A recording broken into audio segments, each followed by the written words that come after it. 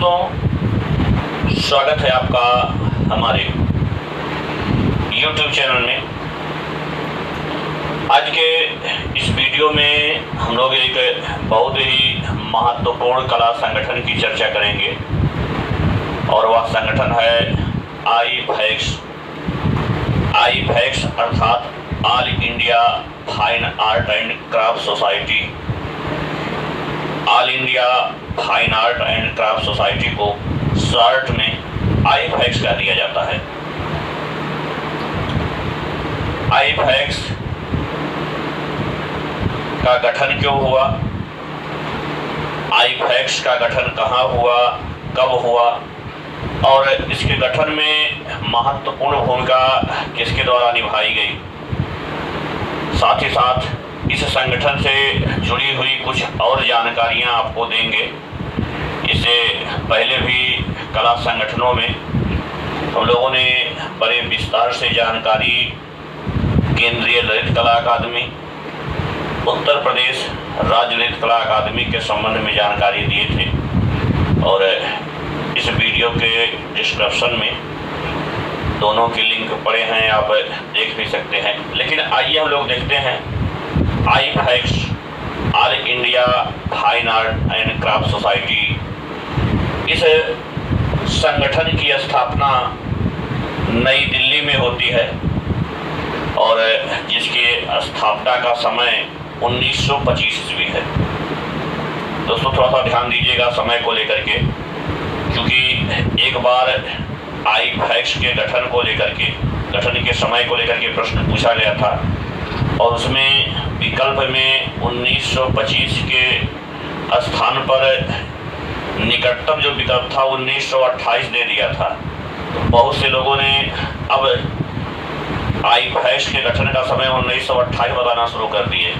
कुछ लोग जो ऑनलाइनर लिखे हैं वो सीधे लिख दिए हैं आई-फैक्स की स्थापना 1928 ईस्वी में हुई है, जो पूरी तरह से गलत है। क्योंकि कभी कभी प्रश्न में सारे विकल्प गलत रहते हैं, लेकिन कौन सबसे कम गलत रहता है उसको चुनना पड़ता है। तो इस प्रश्न में जो गठन का समय था 25 के निकटतम 28 विकल्प था, उसके बाद में बहुत दूर दूर विकल्प था, इसलिए 28 उसको मान लिया गया। और दोस्तों इस संगठन के गठन में वकील बंधुओं की बड़ी महत्वपूर्ण भूमिका थी। असल में भारतीय कला में 3 भाई थे, शारदा चरण वकील, वारदा चरण वकील और रामदा चरण वकील।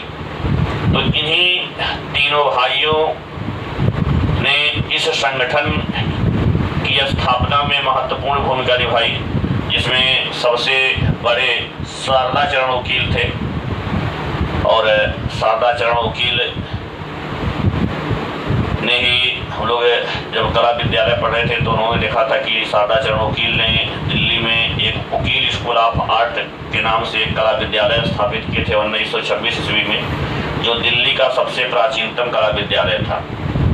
लेकिन यहाँ ये वकील बंधु आई-फैक्स के गठन के लिए, यानी कह सकते हैं कि आई-फैक्स के गठन के पीछे क्या उद्देश्य रहा है। तो असल में इनके गठन का उद्देश्य अंग्रेजों की चापलूसी करना रहा है या चाटुकारिता करना रहा है। असल में भारतीय कलाकारों के द्वारा जो लंदन में इंडिया हाउस बना हुआ था, उस इंडिया हाउस को भित्ति चित्रों से सुसज्जित करने के लिए इस संगठन की स्थापना 1925 ईस्वी में की जाती है। कहते हैं कि इस संगठन के द्वारा वाइस रीगल पैलेस में पहली प्रदर्शनी लगाई गई थी। वाइस रीगल पैलेस या कह सकते हैं कि वर्तमान राष्ट्रपति भवन में, स्वतंत्रता के बाद वही वाइस रीगल पैलेस राष्ट्रपति का निवास स्थान बन गया। तो वहाँ पहली प्रदर्शनी इस संगठन के द्वारा लगाई गई थी और यह संगठन रूपलेखा नामक एक पत्रिका का प्रकाशन करता है और आर्ट न्यूज नाम से एक मासिक बुलेटिन का प्रकाशन करता है। तो रूपलेखा बहुत महत्वपूर्ण है। और यह संगठन 1934 ईस्वी से 60 वर्ष के ऊपर के कलाकारों को कला रत्न, कलाश्री और कला भूषण का सम्मान देता है। तो दोस्तों, यह संगठन भी महत्वपूर्ण है परीक्षा की दृष्टि से।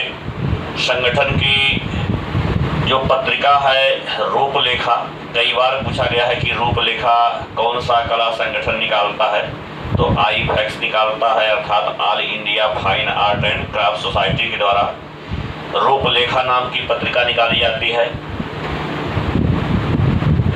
इस संगठन की स्थापना कब होती है, कहाँ होती है, इस संगठन की स्थापना के पीछे उद्देश्य क्या था, इत्यादि चीज़ों को लेकर के कई बार प्रश्न पूछा गया है।